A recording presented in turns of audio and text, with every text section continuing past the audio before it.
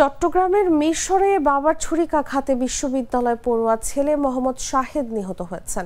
বুধবার সন্ধ্যায় উপজেলার মায়ানী ইউনিয়নের ৮ নম্বর ওয়ার্ডের পশ্চিম মায়ানী এলাকায় এ ঘটনা ঘটে।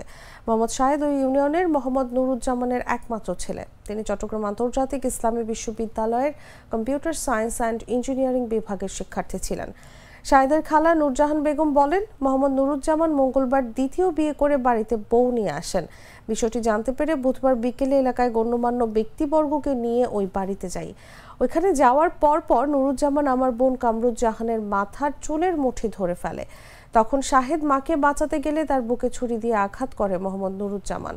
মৃত্যুর বিষয় নিশ্চিত করে মিরসরাই উপজেলা স্বাস্থ্য কমপ্লেক্সে হাসপাতালের কর্তব্যরত চিকিৎসক ডাক্তার আর্যরাজ দত্ত বলেন, হাসপাতালে আনার আগে তার মৃত্যু হয়েছে। বুকে ছুরিকাঘাতের চিহ্ন রয়েছে। অতিরিক্ত রক্তক্ষরণে মৃত্যু হতে পারে।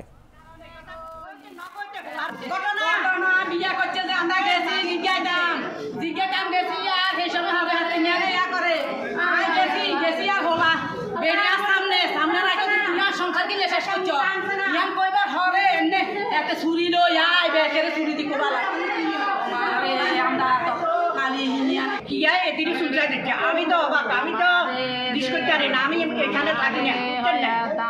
এখন এই ছুরি বাড়ি দিছে তাড়াতাড়ি লইয়া নে, রক্ত বাসি গেছে কই,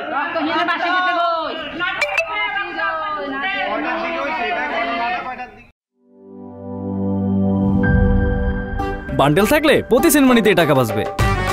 বিকাশ সেনমানি বান্ডেল কিনে জিতুন প্রতি লেনদেনে।